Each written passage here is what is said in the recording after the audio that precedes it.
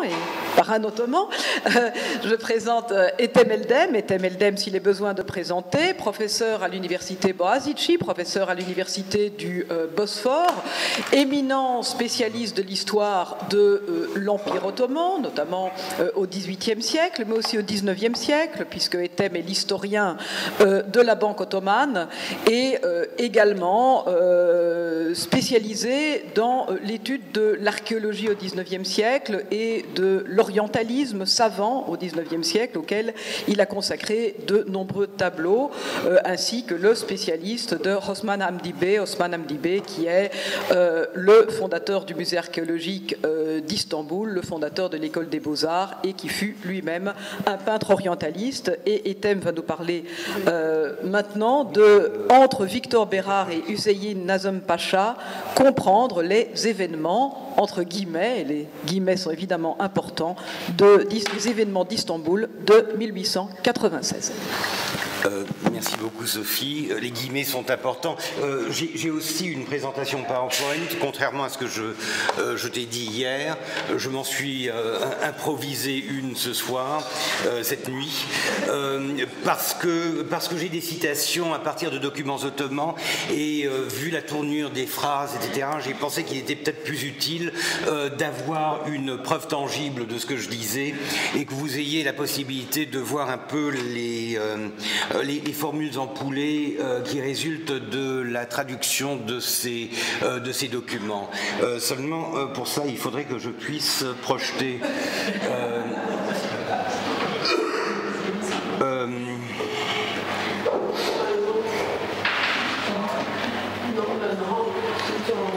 J'ai branché le câble série.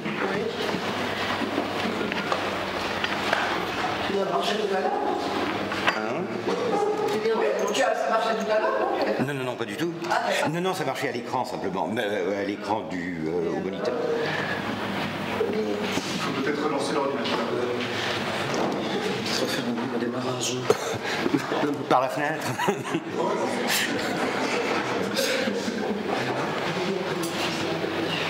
T'as pas de clé. Fais fermer, ouvrir, parce que... T'as pas de lecteur. There's a function 4 or function...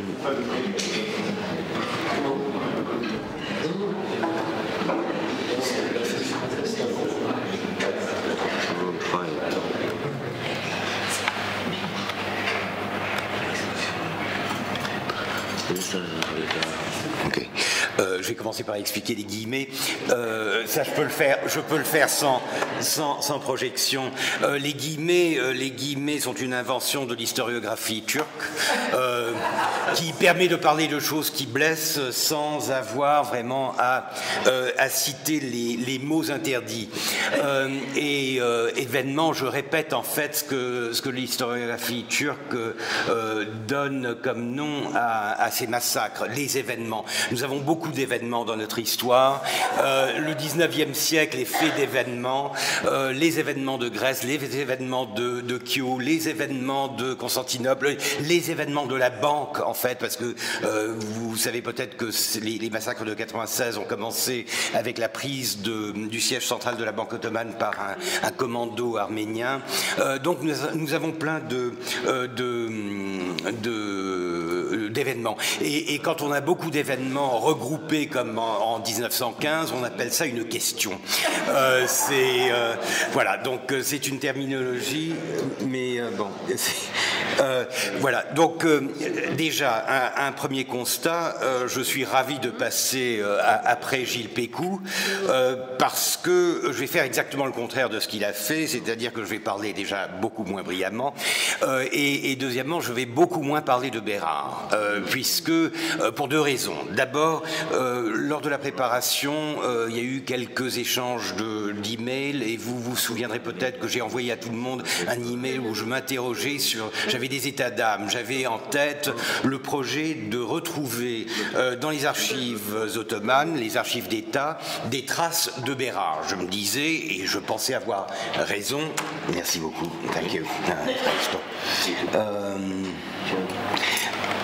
je pensais que les archives ottomanes seraient pleines de documents, de dossiers concernant Bérard.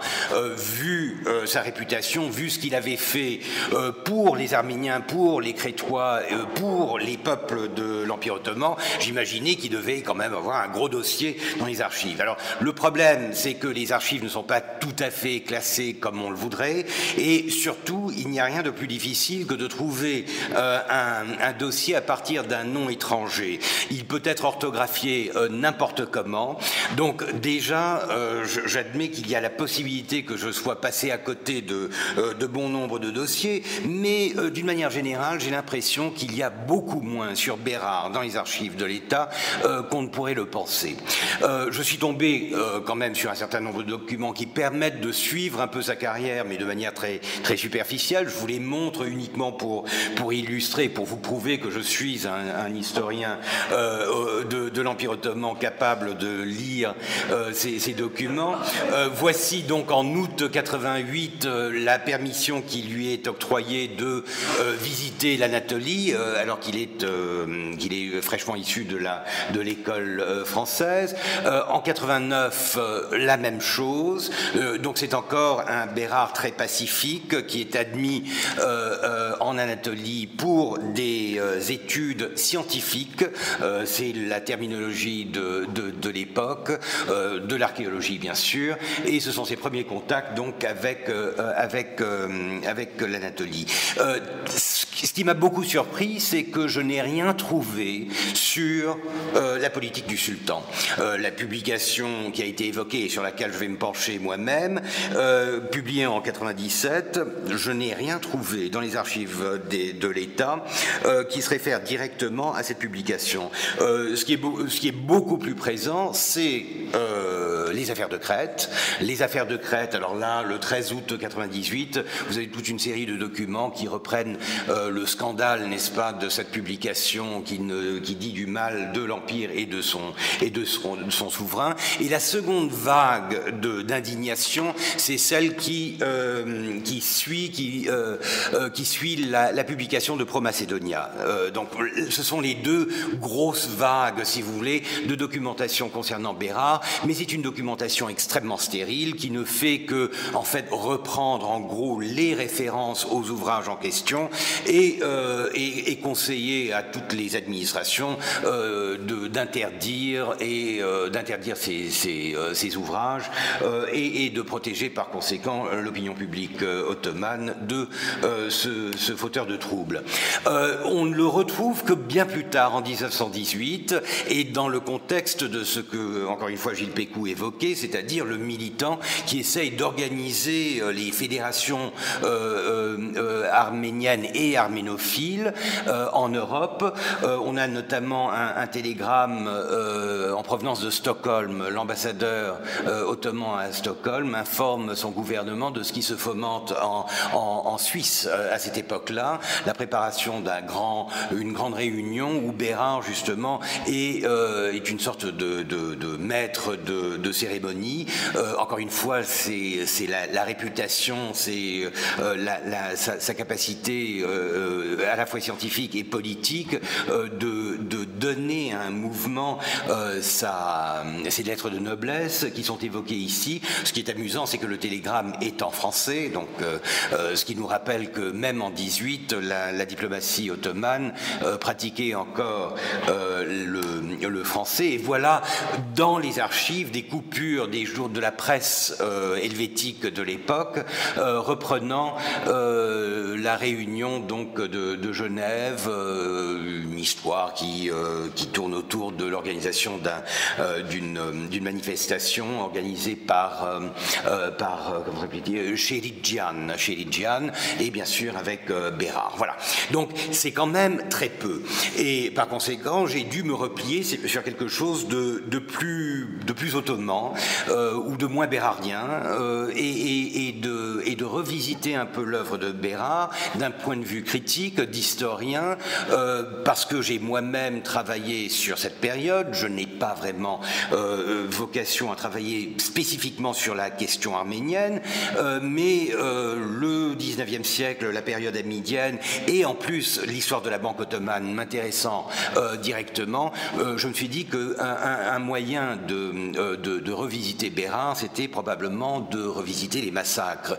Pas forcément à travers Bérard, ça a déjà été fait, mais de voir de quoi consistaient vraiment ces massacres. Donc je vais me référer à La politique du sultan, l'ouvrage publié en 1897. Alors cet ouvrage, ce n'est pas un livre d'histoire, ce n'est pas... C'est deux choses. C'est un plaidoyer en faveur de la nation arménienne opprimée et torturée par la tyrannie, le despotisme d'Abdulhamid et des Turcs en général, sauf les paysans, et c'est un brûlot. C'est un brûlot dirigé contre Hanoto, donc avec la préface de Lavis et le texte de Bérard. On voit bien que le but premier, c'est d'ameuter l'opinion publique française et surtout de corriger cette politique de Hanoto qui devient turcophile, de plus en plus turcophile, et qui par conséquent signe l'arrêt de mort de la nation arménienne. Donc, c'est étant l'œuvre d'un publiciste et une sorte de brûlot politique, il est évident qu'il y a des problèmes, il peut y avoir des problèmes historiques. Je me souviens que hier, on a souvent parlé de l'autopsie pratiquée par Bérard. Vous me passerez peut-être ce petit clin d'œil assez noir en disant que si autopsie il y a, c'est probablement cet ouvrage-là qui rend le mieux l'image de l'autopsie dans les yeux de Bérard. Seulement le problème, et c'est là-dessus que je vais essayer de me pencher, c'est que cette autopsie, elle est un peu bâclée. C'est une autopsie bâclée, c'est une autopsie qui est assez mal documentée, c'est une autopsie qui pèche par la méthode, mais qui est très forte par sa portée politique.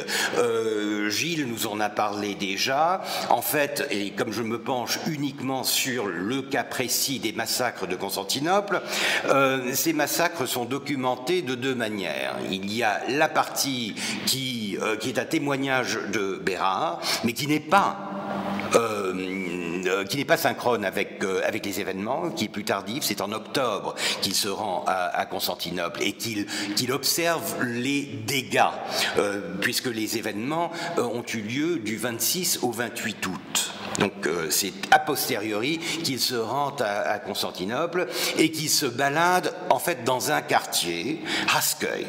Là aussi, problème, parce que Hasköy, ce n'est pas un quartier arménien, c'est un quartier juif. Alors ça, c'est un mystère que je n'arrive pas à résoudre, mais je pense qu'il y a là un problème de taille que je n'arrive pas à expliquer pour le moment, mais il est en train de parler de Hasköy, qui est un quartier juif, comme d'un quartier arménien. C'est problématique. Et la deuxième partie du témoignage, c'est un témoignage indirect et anonyme. Le témoignage de musulmans, alors ça, bien sûr, ça rend la chose encore plus véridique, mais encore plus problématique, puisque nous n'avons pas vraiment de moyens de vérifier la véracité et l'identité de ces informateurs. Donc, c'est quand même très ténu. C'est quelque chose qui est, historiquement parlant, extrêmement faible pour ce qui est de la fiabilité des sources. Par ailleurs, c'est une analyse qui est extrêmement superficielle, puisqu'elle n'a aucune dimension historique. Il n'y a aucune référence vraiment à l'évolution des événements. Il n'y a pas de véritable chronologie. Au contraire, il y a une suite, une sorte de série incessante d'anecdotes, chaque anecdote étant l'une plus horrible que l'autre et concernant les détails de massacres individuels, de gens sur un bateau, de gens au port, de gens... Et bien sûr, on comprend encore une fois, si l'objectif est politique, il faut bien sûr que le texte soit fort, et le texte est extrêmement fort. C'est un texte qui vous glace le sang parce que vous y voyez tout le déchaînement d'une violence meurtrière, cruelle, sadique, quelque chose qui est vraiment difficile à expliquer. Seulement, pour l'historien, ça reste un problème puisque, encore une fois, il n'y a pas de vrai contexte factuel ou de contexte historique. Et l'évolution même des massacres est à peine effleurée. Or, ce sont des massacres qui sont intéressants. Alors, bien sûr, j'ai deux objectifs en tête et je ne vous cacherai pas que la présentation que j'ai faite est en fait inspirée d'une présentation que j'ai faite il y a quelques années à Istanbul, avec un objectif tout à fait différent, celui de convaincre un public turc de la véracité des dires de Bérard. Donc, c'est un problème, c'est un problème. Et oui, parce que je ne dis pas que Bérard ment, mais je dis que Bérard n'est pas historien et que Bérard a fini par avoir raison, mais sans en avoir les preuves. Donc, l'exercice de l'historien auquel je me dédie aujourd'hui, c'est de tester Gérard à partir d'une documentation ottomane.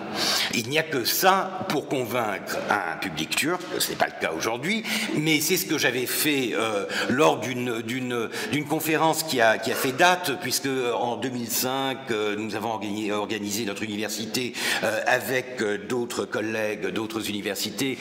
Nous avons organisé cette fameuse pour nous, conférence des Arméniens sous l'Empire ottoman, qui était une tentative, je crois réussie jusqu'à un certain point, de franchir un seuil, c'est-à-dire de parler de massacres et voire de génocide dans un contexte académique turc. Et c'est là que j'avais choisi les massacres de 96 pour faire une sorte de démonstration à partir d'une documentation ottomane, c'est-à-dire à partir d'une documentation qui, aux yeux de l'historiographie turque, du nationalisme turc, ne peut pas être remise en question, prouver à partir de cette documentation qu'il s'agissait effectivement d'un massacre comme Bérard l'avait décrit.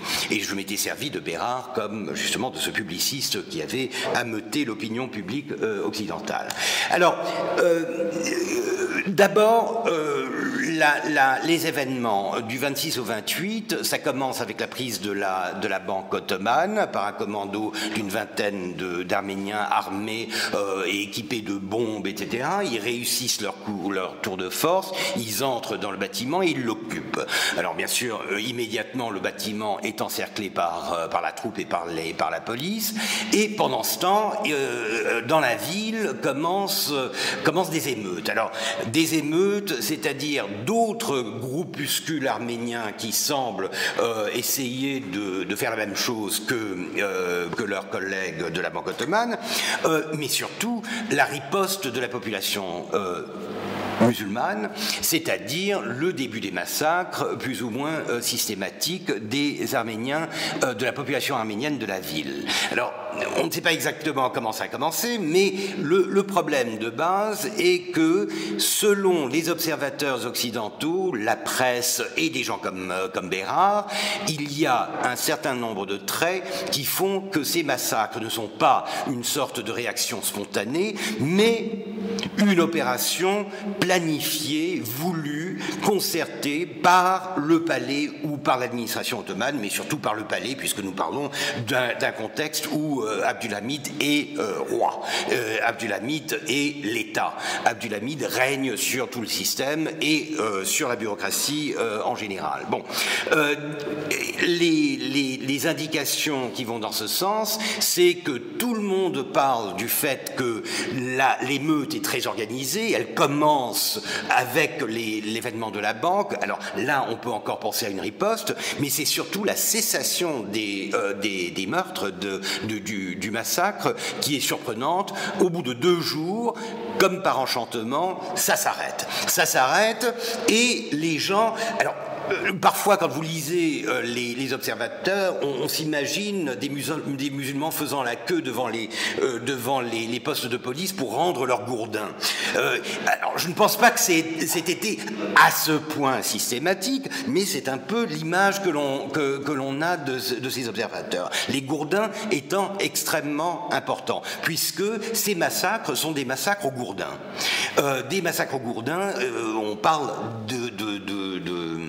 d'Arméniens assommés, mais assommés à mort, et la plupart de ces descriptions sont d'ailleurs épouvantables, parce qu'il s'agit de réduire en bouillie la tête des individus. Alors les gourdins, bien sûr, sont importants parce qu'ils sont tous de taille identique, de facture unique, et par conséquent, ils prouvent le caractère organisé et le fait que, justement, ces gourdins ont été fournis probablement par les ateliers de la marine, dit-on, mais par les autorités afin de faciliter la tâche de la population. Et résultat, entre 5, 6, 8 000 victimes, ce sont les estimations de la plupart des observateurs. Bérard lui-même dit qu'à Chichli, plus de 3 000 personnes ont été enterrées, et si l'on compte les autres cimetières et tous les cadavres qui ont fini dans la mer, on arrive, dit-il, à au moins 7 000. Voilà. Alors, si on regarde la presse de l'époque, et si on regarde la presse anglaise, le Times, c'est quand même un peu le standard de l'époque, on voit un peu comment la perception des événements évolue. D'abord, il y a une réaction assez conservatrice, où on explique que ce sont des fous qui sont en train de provoquer les autorités ottomanes afin d'obtenir une sorte de massacre qui pourra légitimer leur cause. Donc une sorte de martyrologie systématique. Et on encourage donc le sultan à essayer de calmer le jeu et par conséquent de montrer qu'il peut contrôler ces populations fanatiques. Plus ça avance, plus on commence à avoir une sorte de... on voit se dessiner cette vision très organisée des massacres, et par conséquent, on sent bien que soit les observateurs ont véritablement des preuves, des indications qui vont dans ce sens, ou alors c'est déjà le phénomène de la publicisation, disons, de ces massacres qui commence à opérer et qui, par conséquent, va donner aux Turcs leur réputation de barbares. Donc, à partir du 29, les descriptions de sang qui se met à couler à flot, l'armée passive qui observe et qui protège les meurtriers, ça devient le leitmotiv de la presse à partir du 29, en fait, le lendemain de la cessation des massacres. Et c'est là que l'on voit effectivement que le Times aussi va rapporter cet aspect fascinant des massacres, le fait qu'ils s'arrêtent comme par magie avec des instructions venant de haut. Alors, pour contrer ces observations qui restent quand même très superficielles, je n'ai que deux sources. Alors, j'ai d'une part les archives de la Banque ottomane, ce qui est toujours important parce qu'une banque, ça a toujours un petit côté politique, mais enfin, ils ont la tête ailleurs et ils ont, par conséquent, une tendance à être un peu plus objectifs qu'un gouvernement. Et ce qui est amusant, ce qui est intéressant, c'est qu'il y a effectivement un rapport d'un certain Gustav Wülfing, qui est un des adjoints du directeur général à Constantinople. Le voici, c'est lui qui est en contact direct avec les assaillants lorsque le siège central est occupé, et il aura une conversation avec Armen Gora, le leader du commando, et voici ce qu'il dit. Je n'ai pas manqué de porter à l'attention de Gorayan, sur les milliers de victimes innocentes que son exploit amènerait. Ce point le laissa complètement froid et il me répondit avec grand calme, plus de victimes il y aura, mieux cela vaudra à notre cause. Ce qui confirme un peu une certaine vision des faits, c'est-à-dire que le commando est parfaitement conscient de ce que ceci va probablement provoquer une réaction qui, à la longue, pourrait profiter au mouvement. Sinon, la banque n'a que très peu à dire sur les massacres eux-mêmes. Quelques informations glanées dans la correspondance, par exemple Alexis Ray du chemin de fer de Salonique, qui écrit à son collègue de la banque et qui parle de 400 cadavres sur la grande rue de Péra. Maintenant, les sources ottomanes, on a l'avantage d'avoir une compilation par le chef de la police de l'époque, Hüseyin Nazım Pacha, qui a regroupé tous ces documents sous un titre qui est quand même assez évocateur, puisqu'il s'agit du complot arménien, ses origines et ses causes. Donc c'est quelque chose qui est bien sûr qui a été pensé, imaginé et écrit afin de justifier la cause ottomane et pour condamner bien sûr les Arméniens. Seulement, c'est une compilation de documents. Donc il y a une limite à ce que le pacha en question peut faire pour ce qui est de la modification du contenu. Et par conséquent, ce que je propose, c'est une lecture un peu entre les lignes de cette documentation et vous allez voir qu'au fur et à mesure que l'on suit ces documents, on commence à voir se dessiner en toile de fond, en quelque sorte, le massacre, la logique du massacre et l'effort de l'administration ottomane, ou du moins du pacha, pour essayer de masquer ce massacre, ou du moins de le justifier en des termes qui lui paraissent acceptables du point de vue de son idéologie, du point de vue de sa politique. Alors, tout au début, le 26 août, donc le jour même des événements, il y a une observation plus ou moins neutre du fait que les Arméniens se sont retranchés dans certains bâtiments, c'est surtout la Banque ottomane, mais d'autres aussi. Ils sont assiégés et ils se défendent à coups de bombes et de tirs de pistolets et autres armes. Donc on parle de brigandage, on parle de rebelles, on parle de troubles on parle déjà de l'obligation, probablement, c'est le troisième document, de riposter si cela continue dans ce sens. Donc on a encore l'impression d'être confronté à une situation de trouble qui est encore sous contrôle, ou du moins que l'on peut espérer contrôler. Bien sûr, ceci est accompagné immédiatement de déclarations officielles qui sont faites pour apaiser le public et surtout pour prouver à toute la population et au public étranger que le sultan contrôle tout ça et que la nation arménienne condamne ce qui est en train de se passer. Alors, une déclaration officielle le 27 août, certains malfaiteurs au sein de la communauté arménienne ayant depuis quelque temps osé entreprendre des actes indisciplinés servant leurs propres intérêts, donc les intérêts personnels, déjà un crime, et pouvant même nuire à leurs compatriotes, et cette situation ayant grandement importuné les gens honnêtes de la communauté arménienne, ceux-ci ont demandé à ce que les gens mal intentionnés responsables de ces crimes fussent sévèrement châtiés. Donc c'est la communauté arménienne qui demande au sultan d'intervenir et de châtier les brebis galeuses de la communauté. C'est suivi bien sûr immédiatement d'une déclaration officielle du patriarcat lui-même. Le patriarche, en fait le vice-patriarche, déclare ce qui suit. Donc les événements ont été observés avec grande tristesse et grâce à la puissante protection de Sa Majesté, l'ombre de Dieu sur terre, c'est le calife Iznogoud et Haroun el-Poussa, il a été mis fin à ces maux sans aucun dommage à l'ordre public.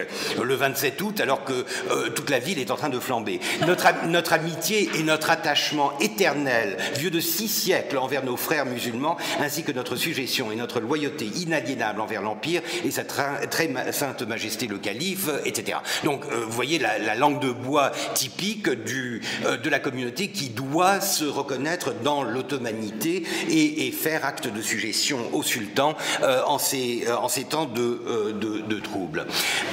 Ensuite, déclaration officielle aussi, mais qui commence à indiquer qu'il y a des problèmes. L'armée et la gendarmerie ayant formé des unités afin de maintenir l'ordre de manière complète et parfaite, ça c'est un problème des documents ottomans, vous avez toujours les synonymes, ils aiment, tout est décrit avec au moins 2 synonymes pour dire la même chose, alors il faut complète et parfaite. Oui. Bon. Donc ces lourdeurs sont dues à mon désir de rendre un peu la saveur de la bureaucratie ottomane.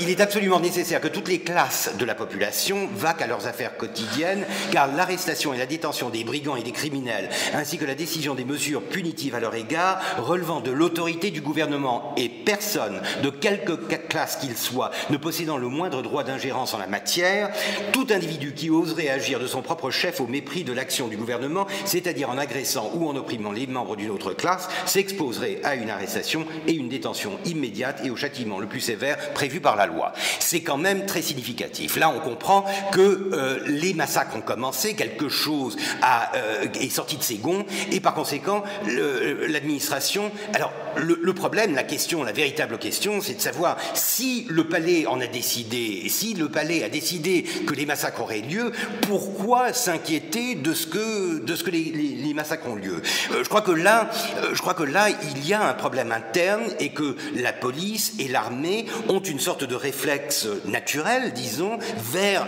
le maintien de l'ordre, qui jure avec peut-être la politique, les intentions beaucoup plus profondes du palais. Et ça continue, donc toute personne mêlée aux événements, quelle qu'elle soit et de quelque confession qu'elle soit, sera identifiée. Alors, quand on dit de quelque confession qu'elle soit, on veut dire musulman. C'est ça, en fait. Le texte, quand on insiste tellement sur n'importe quelle confession, c'est qu'on a l'intention de s'adresser aux musulmans et de retenir les musulmans de faire ce qu'ils sont en train de faire. Remise entre les mains de la justice, et tout individu de quelque qualité et confession qu'il soit, ayant osé participer lors des troubles à des meurtres ou au pillage des boutiques et magasins sera arrêté. Tout de suite apparaissent les gourdins. Alors ça, c'est quand même freudien, c'est-à-dire que les déclarations officielles comprennent spécifiquement mention des sopas. Sopas, le gourdin, le bâton, les individus quels qu'ils soient qui attaqueront autrui avec des armes ou des gourdins. Alors on se demande pourquoi parler de gourdins. Je veux dire, seront arrêtés. Il est interdit à quiconque de quelque classe que ce soit de se promener armé ou de porter un gourdin. Bon, je crois que c'est quand même très révélateur du fait que les gourdins sont une réalité. Et ce qui est encore plus révélateur, et là c'est vraiment freudien, ce sont les souvenirs d'un pro-hamidien qui publie ses mémoires dans les années 40 et qui, très fier, raconte cette histoire du sultan Hamid, le bon, le magnifique, qui reçoit, qui est dérangé en son palais par des ambassadeurs des grandes puissances qui viennent demander des comptes. Et il les accueille et il mena les ambassadeurs dans un salon et leur montrant les piles d'armes et de pistolets saisis aux Arméniens, il s'adresse aux interprètes, il dit « Dites à ces messieurs que des Arméniens sujets russes ont attaqué mes sujets musulmans avec ces armes. Nous ne possédons pas dans nos domaines impériaux d'usines capables d'en fabriquer. » Ensuite, il les prend dans un second salon, il dit « Expliquez-leur aussi que mes sujets se sont défendus avec ces gourdins. Ces gourdins proviennent de nos forêts. » Et c'est pure invention, bien sûr, mais de voir le gourdin, et ce qui est touchant, c'est de voir la conclusion de l'auteur, incapable de trouver quoi que ce soit à dire devant cette explication si logique du sultan Hamid. Les ambassadeurs le saluèrent respectueusement et se retirèrent. Donc c'est du folklore, bien sûr, mais ce qui est intéressant, c'est que, encore une fois, les gourdins apparaissent, et cette fois-ci, les gourdins comme marque de héroïsme, comme l'indication même de l'innocence, en quelque sorte, la victimisation des musulmans qui n'ont que des gourdins à opposer aux aux armes lourdes des Arméniens, armés bien sûr par les Russes. Alors ensuite, on commence à voir vraiment des indications très claires et nettes qui font référence à des massacres. Des Arméniens réfugiés et cachés dans des endroits tels les bâtiments de commerce et les bains publics ne peuvent tous être des fauteurs de troubles. Et si ceux-ci ne se servent pas d'armes et n'utilisent pas de bombes, cela veut dire que c'est de frayeur qu'ils se sont cachés tout en gardant un œil sur eux. Il faudra veiller à ce qu'ils ne soient pas attaqués et les autoriser à rester là où ils se trouvent jusqu'à ce que les esprits soient calmés. Donc là, on commence à voir vraiment une vision de terreur, une vision de panique et la nécessité de protéger les Arméniens. Bien sûr, tout ceci commence à poser le problème du massacre, l'admission, l'acceptation, la reconnaissance du massacre. Et c'est là que se met en branle une machine très étrange, celle de la logique un peu folklorique, pour essayer d'expliquer pourquoi il y a si peu de morts musulmans et tant de morts arméniens. Et ils font de l'ethnologie. C'est ça qui est fascinant. Vous voyez, c'est le pacha musulman qui dit: le corps des musulmans tués par les bombes des Arméniens ayant été immédiatement lavés et enterrés par les imams de quartier et les blessés s'étant soignés chez eux selon leurs coutumes nationales, c'est presque un voyageur occidental observant les coutumes des orientaux. Il a été impossible d'en déterminer le nombre. Toutefois, au vu des observateurs et sachant que les bombes ont généralement atteint la population, il semble que leur nombre ait été important. Quant aux Arméniens, les morts et les blessés ayant été trouvés dans des endroits différents, la plupart ayant été victimes de leurs propres bombes. Alors ça, bien sûr, les Arméniens sont non seulement des traîtres, mais en plus, c'est des incapables. Ils se tuent par leurs propres bombes, et la majorité des morts ayant déjà été enterrés, leur nombre exact est inconnu, et les efforts déployés actuellement pour calmer l'émotion des plus démunis ne permettent pas d'y consacrer le temps nécessaire. Et ça suit. Alors vous avez plein d'exemples comme ça. Une partie des victimes arméniennes ont été tuées ou blessées pendant la riposte naturelle. On explique que la riposte est tout à fait légitime, qui a eu lieu pendant les troubles. C'est un fait indéniable que la plupart des Arméniens ont été tués ou blessés par les bombes lancées ou les coups de revolver tirés au hasard dans toutes les directions par les rebelles. Donc c'est les Arméniens qui tuent les Arméniens, en gros, dans des maisons des... Parmi les preuves importantes confirmant ce qui vient d'être présenté, citons le cas des prêtres Krikor et Karabet, aujourd'hui à l'hôpital, qui furent blessés par des bombes et des balles alors qu'ils avaient été envoyés à Sarmatia pour faire entendre raison aux rebelles. Donc on essaye vraiment d'échafauder une sorte d'historique du massacre où les Arméniens deviennent vraiment responsables de tout ce qui leur appartient. À nouveau, l'examen des décès parmi les musulmans, en raison du fait que les corps sont immédiatement enlevés par leurs parents et proches afin d'accélérer leur transport et leur inhumation selon les préceptes de l'islam. On parle pratiquement à quelqu'un qui ne connaîtrait pas cette société. C'est une vision extrêmement intéressante, mais les chiffres finissent par apparaître. On demande des chiffres et on les obtient au bout de 3 jours. Le 1er septembre, donc au bout de 4 jours, au bout de 4 jours, les chiffres arrivent. Et les chiffres parlent tout seuls. 1015 Arméniens morts, 116 blessés. 30 musulmans morts, 72 blessés. Alors déjà, disproportion des chiffres et surtout disproportion du ratio entre les morts et les blessés. Ça, c'est vraiment la preuve, s'il devait y en avoir, du massacre. Quand vous avez 1000 morts et 116 blessés, les blessés, ce sont des accidents. C'est-à-dire, ce sont des morts qui n'ont pas... c'est des coups ratés. Tandis que quand vous avez 30 morts et 72 blessés, ce sont les morts qui sont des accidents.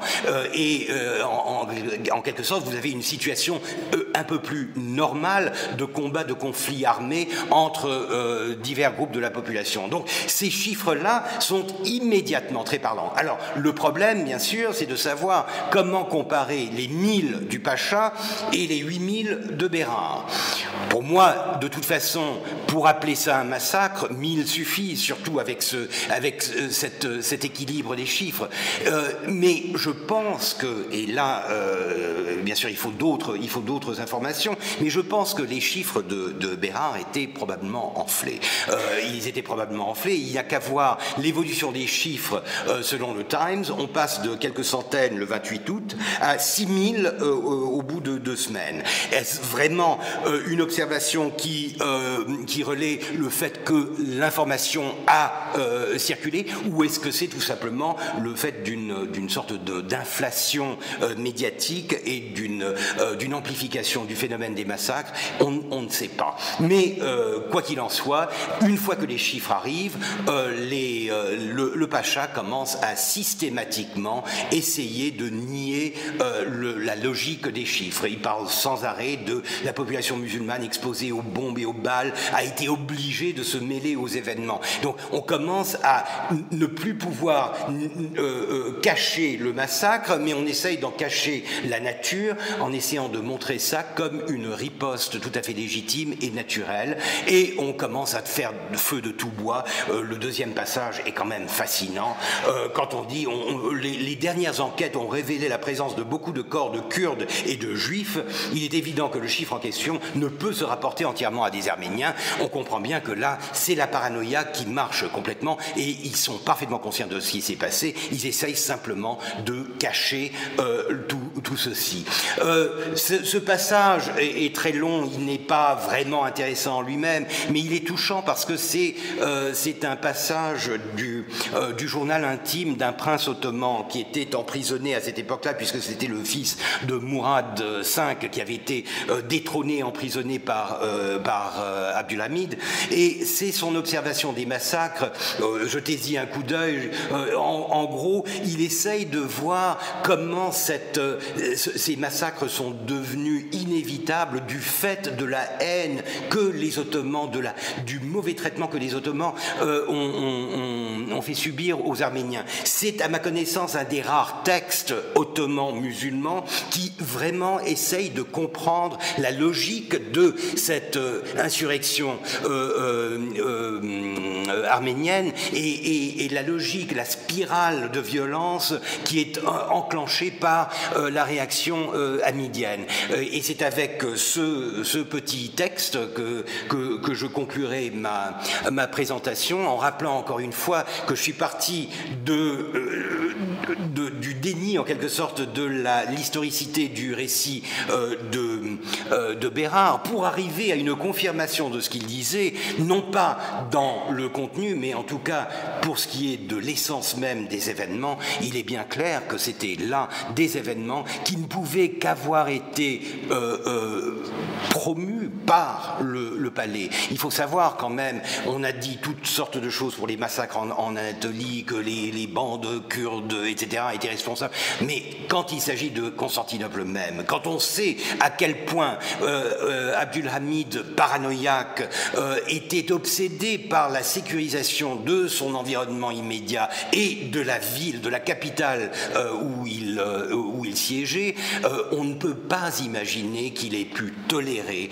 2 jours de désordre, 2 jours de massacre en pleine vue et à des distances vraiment ridicules du palais. C'est tout simplement impossible. Donc à partir du moment où on arrive à déconstruire la documentation ottomane, voir à quel point le pacha en charge de la police lui-même est embarrassé, disons, par les chiffres et par la nature de ce qu'il observe, et quand on relie ça à la politique du sultan, pour reprendre l'expression de Bérard, mais la politique du sultan, là où il était vraiment capable de l'exercer à fond, c'est-à-dire dans la capitale même, il n'y a aucun moyen d'éviter ce diagnostic final, celui de massacres systématiques qui ont été perpétrés au vu et su du gouvernement ottoman, et avec derrière ces massacres probablement un soutien gouvernemental. Ce qui reste à démontrer, et je crois qu'il y a encore